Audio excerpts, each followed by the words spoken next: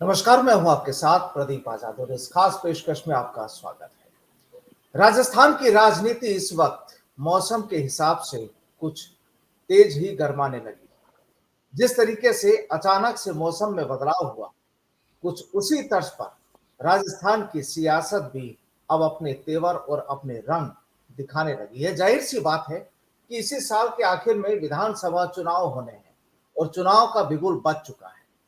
तमाम राजनीतिक दल, तमाम राजनेता इन्हीं कोशिशों में जुट गए हैं कि किसी भी तरीके से साल 2023 के आखिर में जो विधानसभा चुनाव होने वाले हैं, वहां पर अपनी जीत का झंडा गाड़ा जा सके। अब हालांकि एक तरफ कांग्रेस का कहना यह कि इस बार वो सरकार रिपीट करेगी, बीजेपी को वापस गद्दी नहीं सौंपने देगी। वहीं बीजेपी का कहना यह कि हर सूरत में कांग्रेस को उखाड़ फेंकना है। कांग्रेस की जो नीतियां रही हैं वो जनता के लिए मुफीद नहीं रही और इस वजह से वो इस बार शासन में, सत्ता में बीजेपी ही बैठेगी।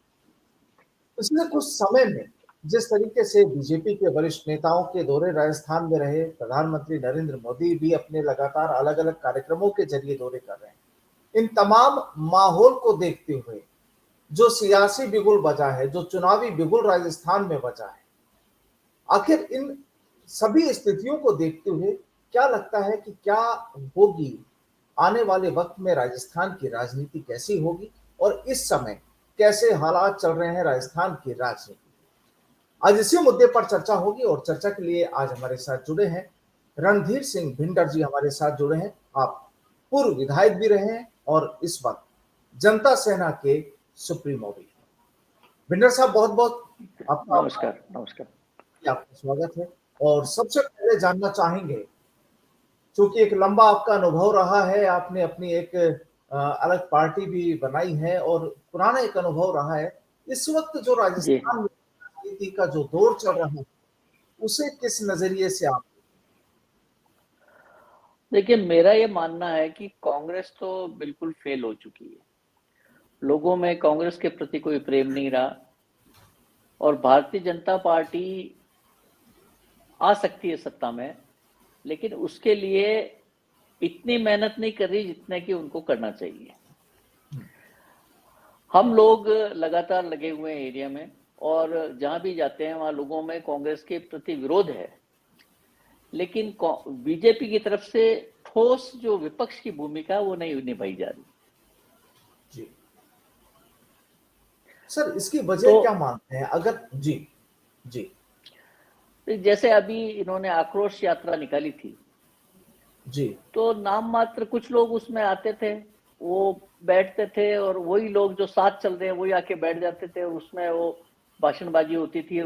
पब्लिक का जो कनेक्ट होना चाहिए ना ऐसी चीजों से, पब्लिक का कनेक्ट भाई, अगर पब्लिक में जो जो गुस्सा है उस गुस्से की खातिर पब्लिक को आना चाहिए था अच्छे नंबर में, लेकिन पता नहीं क्यों अभी मेरे एरिया की बात कर रहा हूँ मैं, दूसरी जगह का मुझे पता नहीं, हमारे जी एरिया में जनाक्रोश यात्रा बिल्कुल फेल हुई और जी कोई ज्यादा लोग उससे जुड़ नहीं पाए।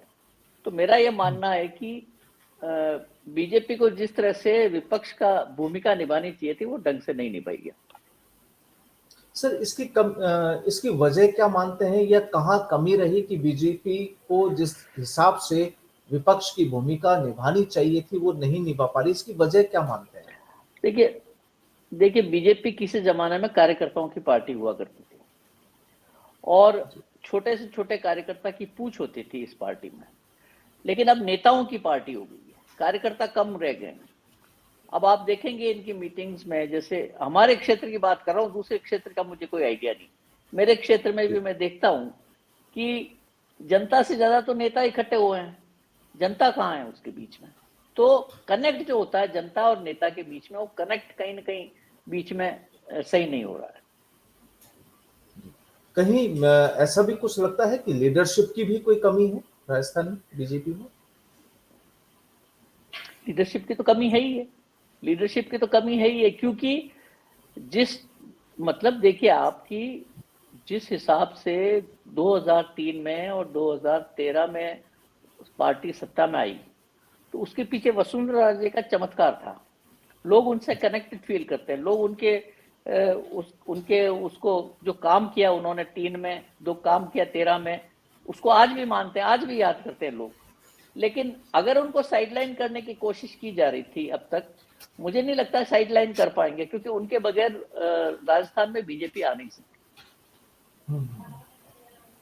मतलब अगर वसुंधरा राजे को अगर बीजेपी का शीर्ष नेतृत्व अगर अलग थलग करता है तो शायद मुश्किल में रहेगी भारतीय जनता पार्टी राजस्थान में।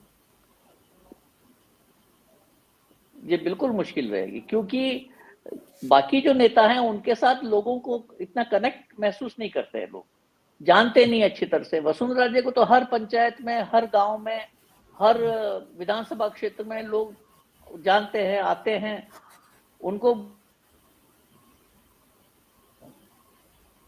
जी बिल्कुल, शायद टेक्निकल इशू है, कुछ नेटवर्क या भीड़ इकट्ठी कनेक्टिविटी करनी पड़ती है। जी जी जी। जो प्रदेश अध्यक्ष हैं सतीश पूनिया, अक्सर उन पर भी ये आरोप लगते हैं कि वो जिस ढंग से, जिस तरीके से पार्टी को लीड करना चाहिए था वो नहीं हो पा रहा। क्या ये सही है? देखिए, मैं इसके बारे में कोई कमेंट नहीं करना चाहूंगी, क्योंकि मैं उस पार्टी में हूं नहीं। उस पार्टी जी की रीति नीति वो जाने किस तरह से कर रहे हैं, कौन कर रहे हैं, पर हम एक जनरल नजरिया आपको बता सकते हैं कि जी कौन जी जी नेता सही रहेगा। जी जी। चलिए, बीजेपी की ये आपने बताया, कांग्रेस में क्या चल रहा है?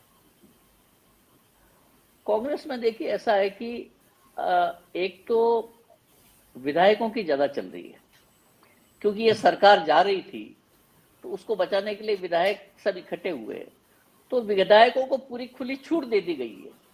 वो चाहे जो अफसर लगाए, वो चाहे जो करे, और इसमें खुली लूट मच चुकी है। और जी जनता के बीच में ये बात पूरी अच्छी तरह से आ चुकी है कि भाई ये विधायक तो है, आज हमारे काम से ज्यादा कमाने में लग रहे हैं। तो ये जो गहलोत साहब बहुत अच्छे आदमी है, अच्छा काम कर रहे होंगे, मुझे नहीं उस पर कोई कहना, लेकिन उन्होंने जो जिस तरह से विधायकों को छूट दे रखी है, उससे पूरे क्षेत्र में मतलब एक तरह से कांग्रेस के विरोध में हवा चल रही है। क्या लगता है कि कोई कांग्रेस में जो एक कई बार चर्चाएं होती है और जगजाहिर भी हो चुका है कि आंतरिक जो कलह है, जो सचिन जी पायलट और अशोक गहलोत के जो यहाँ जी खेमेबाजी की जो कहानियां तैयार हुई हैं, जी ये भी जी। कांग्रेस को नुकसान पहुंचा रही है? देखिए, पार्टी में अगर दो धड़े होते हैं तो निश्चित रूप से नुकसान तो पहुंचाते ही हैं, लेकिन हमने तो ये देखा है कि कांग्रेस चाहे कितने ही धड़े हों, चुनाव के समय सब एक हो जाते हैं। तो जी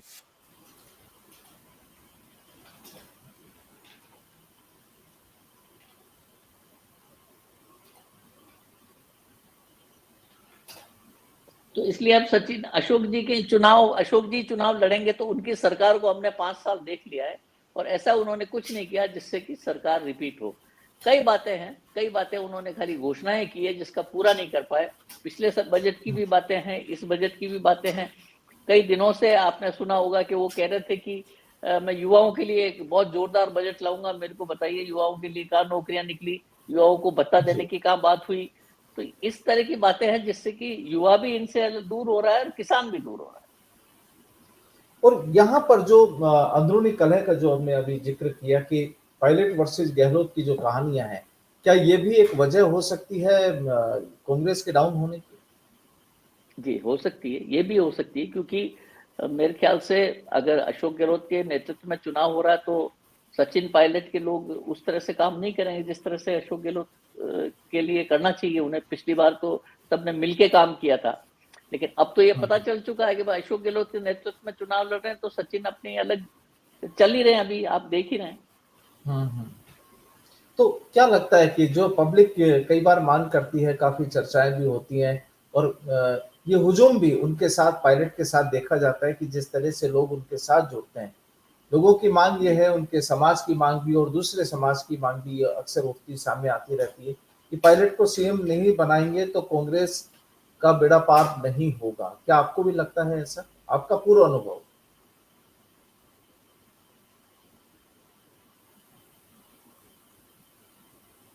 जाए नेता है उसको कैसे टैकल करना वो कर सकते हैं, लेकिन ये निश्चित रूप से माना जाएगा कि युवा जो है उनका कनेक्ट हम्म, सचिन से है, हम्म, और उनके समाज के भी उनका समर्थन है। तो वो नुकसान तो कांग्रेस को जरूर होगा।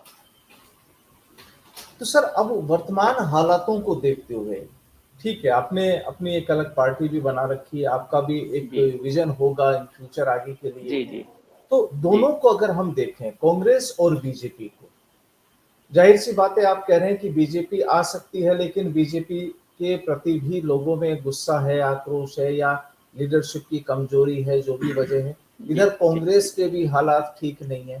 राजस्थान के राजनीतिक भविष्य को हम कैसे देखें? देखिए, मेरा ये मानना है कि बीजेपी ये सोच रही है कि फेसलेस चुनाव लड़े, ये संभव नहीं होगा। ये गुजरात में हो सकता है, ये और कहीं हो सकता है। और जिस तरह से गुजरात में इन्होंने पूरी लोगों की सीटें मतलब दूसरों को दे दी, वो सब गुजरात एक अलग स्टेट है। राजस्थान में अगर ऐसा करेंगे तो बगावत होगी, आप देखना। इसलिए यहाँ पर एक फेस आपको रखना पड़ेगा, उस फेस के पीछे आपको चुनाव लड़ना पड़ेगा। और मेरा ये मानना है कि वसुंधरा राजे से बेटर आदमी कोई नहीं हो सकता जो कि इस चुनाव की वैतरणी को पार करा सकता हो।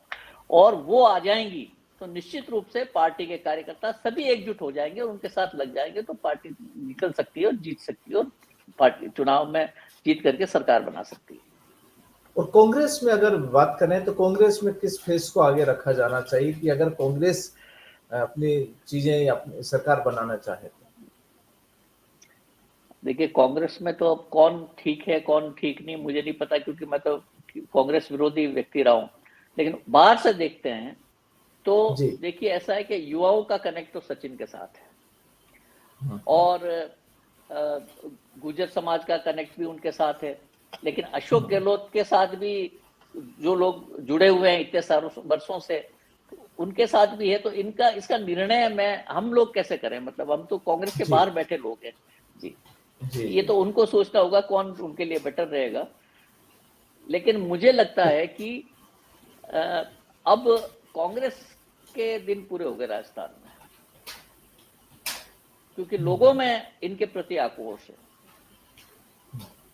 मतलब नीतियों के खिलाफ आक्रोश माना जाए, लीडरशिप के खिलाफ आक्रोश माना जाए, पार्टी की जो वर्किंग है उसके खिलाफ आक्रोश माना जाए, किसके खिलाफ? देखिए, कांग्रेस पार्टी की सोच, कांग्रेस की नीतियां, इन्हीं के खिलाफ आक्रोश है। देखिए, अशोक गहलोत आते हैं तो लोग मिलते हैं, वो नेचर वाइज भी अच्छे आदमी है, सबसे मिलते हैं, वो होता है, वो लीडरशिप से मतलब लीडरशिप कौन है उससे यहाँ कांग्रेस के प्रति लोगों में ये नहीं है।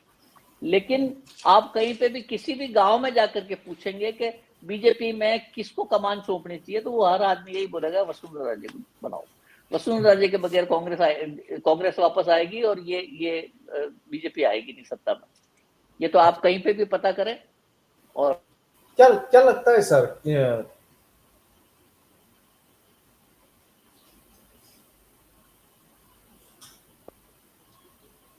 जी क्या लगता है कि सर राहुल गांधी भी पिछले दिनों अपनी भारत जोड़ो यात्रा लेकर आए थे, राजस्थान में भी वो आए, तमाम चीजें हुई। क्या लगता है कि उसका पार्टी को कोई फायदा मिल सकता है चुनाव में? देखिए, राहुल गांधी की यात्रा से राहुल जी को जरूर फायदा हुआ होगा, क्योंकि लोगों से मिले हैं, असल में भारत क्या है उनको पता चला होगा। और कुछ लोगों को लगा भी होगा कि राहुल अच्छा आदमी है, सब कुछ। लेकिन उनकी छवि जो इतनी बिगाड़ दी गई है कि अब वो कुछ भी कहें वो चलने वाले नहीं है। इसलिए उनका कोई अब मेरे ख्याल से कांग्रेस को करना ये चाहिए कि किसी बाहर के आदमी को, मल्लिकार्जुन को बनाए, लेकिन वो एक लोकप्रिय नेता नहीं मान सकता मैं उनको। किसी ऐसे आदमी को बनाए जिससे लोग कनेक्ट फील करें और कांग्रेस की तरफ जाए, क्योंकि ऑपोजिशन भी बहुत जरूरी है, लेकिन ऑपोजिशन सही नहीं है। कांग्रेस मतलब प्रधानमंत्री अब नरेंद्र जी जी प्रधानमंत्री नरेंद्र मोदी ने जिस तरीके से राजस्थान के दौरे किए हैं पिछले दिनों में, क्या उससे जी, लगता है कि भाजपा को कुछ फायदा मिल सकता है चुनाव में? नहीं, फायदा तो मिलेगा ही, क्योंकि एक तो जहां पर आदिवासी क्षेत्र में ये गए हैं एक बार, तो जी एक बार जी गुजरों का जहां बाहुल्य वहां गए हैं। और जी अभी परसों उसमें उद्घाटन उन्होंने किया, तो उससे फर्क जी। तो पड़ता ही है।